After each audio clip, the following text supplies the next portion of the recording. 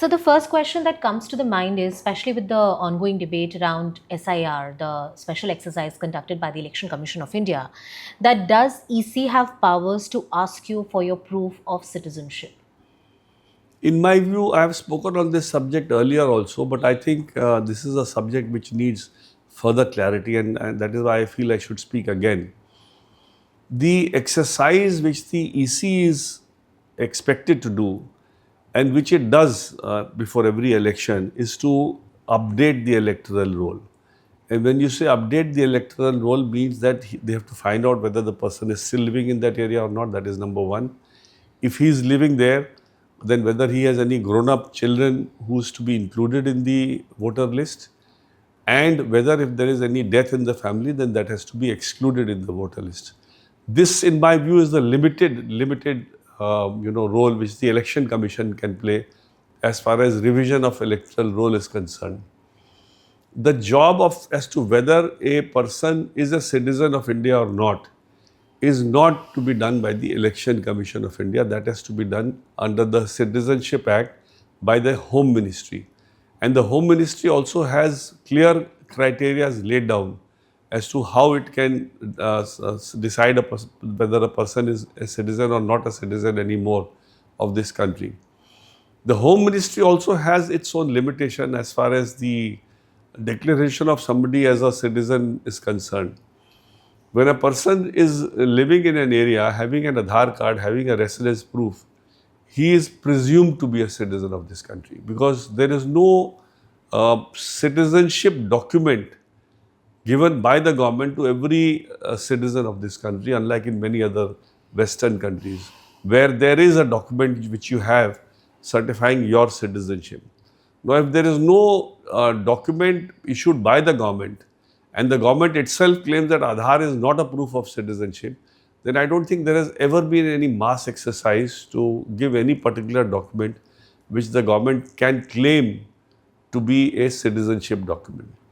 Now, if that is so, then every person who has a valid address and is a resident of an area in a constituency will be presumed to be a citizen of this country.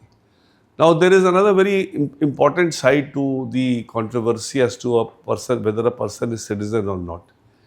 If he is not a citizen and has come into this country illegally, then he needs to be deported. It is not that you will say that he is not a citizen for the purposes of voting, as far as the Election Commission is concerned, but he is a citizen for the purpose of availing all other benefits of the government, whether it be the employment scheme, or whether it be any other scheme that the government brings out for any other for the people of this country.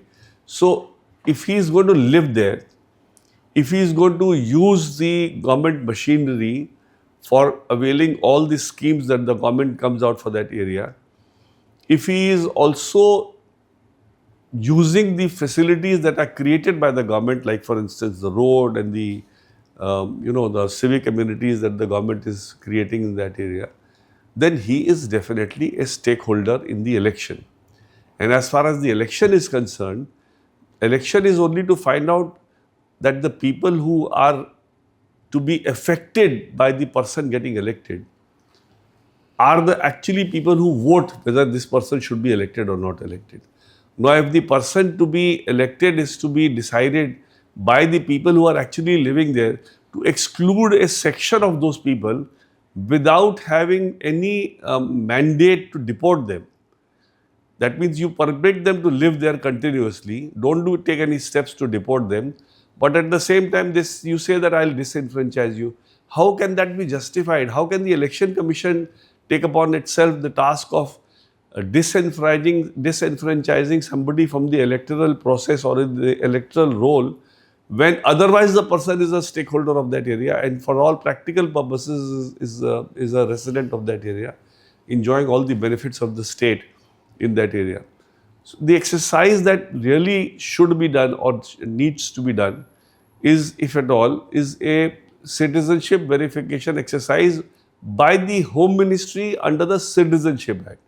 And if they are able to do that exercise conclusively and find that there are people who are illegally living in an area, who are not citizens of this country, and it, mind you, the onus is on the Home Ministry to prove that a person is not a citizen. So if they are able to prove that, then there should be a follow-up action in the form of deportation. That person should no longer be living in that area.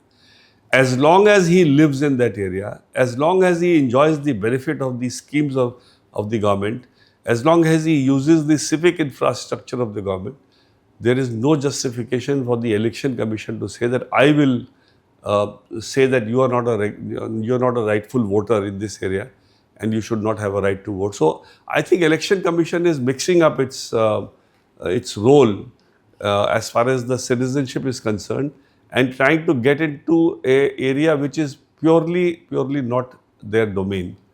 They, under Article 329, although the Election Commission may have plenary powers, but the plenary power has to be utilized within the mandate of the Election Commission, which is of holding a free and fair election. And while holding, now what the Election Commission should be doing is to curb money in politics. They are not doing at all anything, because today what is happening as far as black money is concerned, the only avenue for 100% black money being consumed for your personal accomplishment is in the electoral field. Because even if you want to buy property, at least 10-20%, even where property is being sold with a high amount of black money, even then 10-20% white money will be required. But in the electoral field, 100% black money can be used and people are getting elected. So election commission, which is supposed to be doing something very drastic on money being used in politics, is doing nothing about it and getting into these areas which clearly they do not have. So I think this is something which the election commission should introspect and take a call as to whether what they should be doing, are they doing that or not, and what they should not be doing. If they are doing, they should stop doing that. So, one very important fundamental question arises is that what is the legal position in your understanding?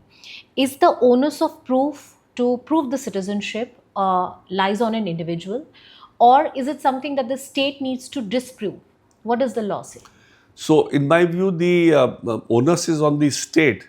If it wants to say somebody who is living in the country, especially when you don't have a citizenship card issued to everybody, that you are not a citizen of this country. And if that onus is on the state, then obviously election commission, which does not have the right to declare somebody as non-citizen, they cannot, by this devious method of the SIR exercise, effectively declare somebody to be a non-citizen and disenfranchise him, when clearly this is not their mandate.